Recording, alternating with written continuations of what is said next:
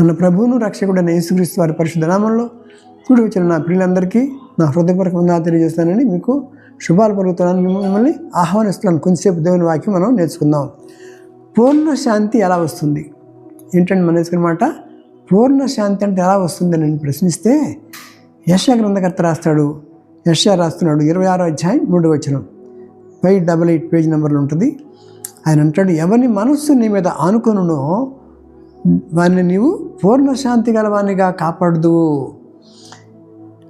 ఇంకేమన్నాడు, మళ్ళీ చెప్తాను ఇది, ఎవరి మనస్సు నీ మీద ఆనుకొనునో నీవు వారిని పూర్ణ శాంతి గలవానిగా కాపాడదు. ఎలా అనగా అతడు నీ యందు విశ్వాసం ఉంచి ఉన్నాడు. ప్రైజ్ లార్డ్, దేవునికి స్తోత్రం కలుగునుగా. ఎవరికి పూర్ణ శాంతి ఉంటుంది? దేవుని యందు విశ్వాసం ఉంచేవాడికి పూర్ణ శాంతి ఉంటుంది అంటాడు. ఇంకా ఏమన్నాడు, 11:6 హెబ్రీ మాట్లాడుతుంది, విశ్వాసము లేకుండా దేవునికి ఇష్టడై ఉంటా అసాధ్యము. దేవుని యొద్దకు వచ్చేవాడు ఆయన ఉన్నాడని నీవు తను వెతుకు వారికి ఫలము దయచేయడను నమ్మాలని కదా అని చెప్పి అంటాడు. కాబట్టి ప్రభు మీద ఆనుకోవాలండి, ఆయన మీద విశ్వాసం ఉంచాలి. ఆనుకోవటం అనే విషయం చూస్తే ఎవరైనా మనసు ఆనుకుంటుందంట దేవుని మీద. దీనికి ఎగ్జాంపుల్గా మనకు యోహాను రాసినటువంటి శిష్యుడు ఉన్నాడు కదా, ఆయన అంటాడు యోహాను సువార్తలో 21వ అధ్యాయం 20వ వచనం మాట్లాడుతుంది, పేతురు వెనుకకు తిరిగి అంటున్నాడు, యేసు ప్రేమించిన వాడును భోజన పంక్తిని ఆయన రొమ్మున ఆనుకుని వాడునైన శిష్యుడు తమ వెంట నడిచి వచ్చిన చూసి అన్నాడు. ఇక్కడ అంటే రొమ్మున ఆనుకోవటం అంటే దగ్గరగా బతుకుతున్నాడు. ఈ ముగ్గురు వ్యక్తులు బాగా దగ్గర ఉండేవాళ్ళు అండి. యోహాను, యాకోబు, పేతురు, ఈ ముగ్గురు కూడా ఇన్నర్ సర్కిల్. మొత్తం 12 మంది శిష్యులు ఉన్నారు, కానీ ఈ ముగ్గురు బాగా దగ్గర తీసుకునేవాడు యేసుక్రీస్తు వారు. కాబట్టి ఈ మాట చూడండి, అంటాడు పేతురు పేతురు యేసుక్రీస్తు ముందు నడుస్తున్నారు. ఇక మనకేమో యోహాను వస్తున్నాడు.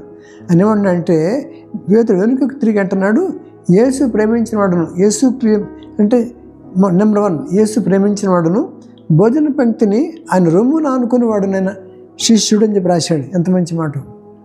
అంటే అంత దగ్గర ఉండేవాడు. ఈ was nearer to the heart of the lord Jesus Christ. ఆయన పేరు ఎక్కడ రాసుకోడు. ఈయన యోహాను సువార్త రాశాడు, ప్రకటన గ్రంథం రాశాడు, కానీ నా పేరు యోహాను ఎక్కడ రాసుకోడు. చూడండి ఇక్కడ ఏమని రాస్తాడంటే, యేసు ప్రేమించిన వాడును భోజన పంక్తిని రొమ్మున ఆనుకునేవాడైనా శిష్యుడు అని చెప్పి అంటాడు, కానీ నేను యోహాను రాస్తానని చెప్పి అనుకోడు. మనమైతే ప్రతి పేజీకి నా పేరు రాసుకుంటాను, నా పుస్తకం రాస్తే.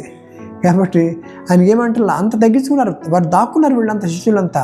వాళ్ళు తెర మీద కనపడరు, తెర వెనక పనిచేశారండి వీళ్ళంతా. దేవుని నామానికి మహిమ కలుగును గాక. కాబట్టి ఈయన చెప్పినటువంటి మాట ఏంటంటే, ఈ యొక్క యోహాను సువార్తలో మంచి మాట చెప్పాడు. 14వ అధ్యాయం 27వ వచనంలో ఇలా రాసినాడు.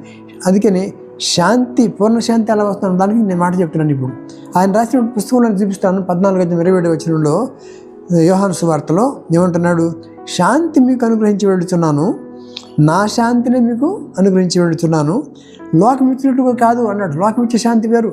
తింటే, తాగితే, వ్యభిచారం చేస్తే, మోసం చేస్తే, సంపాదించుకుంటే శాంతి వస్తున్నారు, కానీ డ్రగ్స్ తీసుకుంటే శాంతి అంటున్నారు. కానీ ఈయన చెప్పే శాంతి చూడండి ఏమంటాడు, మళ్ళీ చెప్తాను, శాంతి మీకు అనుగ్రహించి వెళుతున్నాను. యోహాను సువార్త 14వ అధ్యాయం 27వ వచనం, శాంతి మీకు అనుగ్రహించి వెళుతున్నాను, నా శాంతిని మీకు అనుగ్రహించి వెళుతున్నాను, లోకం ఇచ్చినట్లుగా కాదయ్యా, మీకు అలా అనుగ్రహించట్లేదు, మీ హృదయమును కలవరపడనీయకుడి, వెరవనీయకుడి అని చెప్పి అంటాడు. ఎంత మంచి మాట! కానీ ఏంటంటే సబ్జెక్ట్ ఏంటి, పూర్ణశాంతి ఎలా వస్తుందనే మాట మీద మరి యెషయా గ్రంథం చూసాం 26:3, ఎవరి మనసుని మీద ఆనుకున్నవన్నీ పూర్ణశాంతి గలవన్నీ కాపాడుతామంటే ఉంచడం కాదు. రెండవది యోహాను సువార్తలో ఆయనే రాసుకున్న మాట 14:27 ఆయన రాసింది ఏంటంటే, ఏమన్నా నా శాంతిని మీకు, ఎంత పెద్ద మాట అండి, నా శాంతి వేరు, లోకమిచ్చే శాంతి వేరు. కాబట్టి ఆ లోకమిచ్చే శాంతి అక్కర్ల మనకి, అది తినుము తాగుము సంతోషించమంటుంది. కానీ అలాగా ప్రభు దగ్గర రండి, ప్రయాసపడి భారం మోసుకున్న సమస్య జనులారా నా దగ్గర రండి, మీకు విశ్రాంతి ఇస్తానని చెప్పి మత్తయి సువార్త కూడా రాస్తే 11వ అధ్యాయం 28వ వచనంలో ఈయనేమో 14:27 చక్కగా రాస్తున్నాడు. ఎంత గొప్ప బైబిల్ గమనించాలి. కాబట్టి మనం కూడా శాంతి కావాలి, పూర్ణ శాంతి కావాలని కోరుకుంటే మాత్రం ఆయన మీద ఆనుకోవాలి.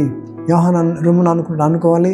యెషయా చెప్పినట్టుగా మన మనసు ఆయన మీద ఆనుకుంటే తప్పకుండా మన సమస్యలకి పరిష్కారం ఇస్తాడు, మనకు నెమ్మదిస్తాడు, శాంతి ఇస్తాడు, సమాధానం ఇస్తాడు, మన సమస్యలన్నిటికీ పరిష్కారం దయచేస్తాడు. అట్టి కృప ప్రభు మనకు దయచేయను గాక. Thank you very much. God bless you. ప్రార్థన చేసుకుందాం. ప్రేమ గలతండి, ఈ లేఖనాన్ని బట్టి మనం అందించుకుంటున్నాం. ప్రభు మన పూర్ణ శాంతి కావాలి అలా అని చెప్పి మీరు చెప్పినప్పుడు ఈ యొక్క లేఖన భాగాలను బట్టి మేము సంతోషపడుతున్నాం, కొన్ని శుద్ధిస్తున్నాం, కొన్ని ఆడుతున్నాం, కనపడుతున్నాం. లోకంలో శాంతి లేదు, సమాధానం లేదు. ఎక్కడ కూడా అన్ని చోట్ల కొట్లాట్లు, సంఘాలు కూడా గొడవలు. బయటికి వెళ్తే ఎలా వస్తామో తిరిగి వచ్చే పరిస్థితి కనపడట్లేదు. మోసాలు, అక్రమాలు ఎక్కువైపోతున్నాయి. అయ్యా మరి అక్రమం విస్తరించిన చేత అనేకుల ప్రేమ చల్లారని చెప్పి బైబిల్ చెప్తా ఉంది. కనుక ప్రభా మా కుటుంబాల్లో మా సంఘాల్లో శాంతి ఉండాలంటే నీ మీద అనుకోవాలయ్యా. నీ పాదాల దగ్గర రావాలి, నిన్ను కలిగి ఉండాలా, నీ వాక్యాన్ని ప్రకటించాలి, నీ వాక్యం హృదయంలో భద్రపరచుకోవాలి, వాక్యానుసారం జీవించాలి. ఆ రీతిగా నీ మీద అనుకునేటువంటి కృప మాకు దయచేసి ప్రతి కుటుంబాన్ని చూస్తున్న ప్రతి వ్యక్తిని, ప్రతి విశ్వాసిని ఎవరైతే చూస్తున్న అందరూ కూడా జ్ఞాపకం చేసుకుని వారి కుటుంబాల్లో, వారి సంఘాల్లో, వారి పరిస్థితుల్లో, కంపెనీల్లో, వారి ఉద్యోగం చేసే చోట వారికి నిజమైనటువంటి నీ శాంతి సమాధానాలతో నింపి వారిని బలపరుస్తున్నామని, కేవలం నీ నామాన్ని మహిమపరచుకోమని యేసుక్రీస్తు వారి పరిశుద్ధ నామంలో అడిగి వేడుకుంటున్నాం తండ్రి. ఆమేన్. Thank you. God bless you.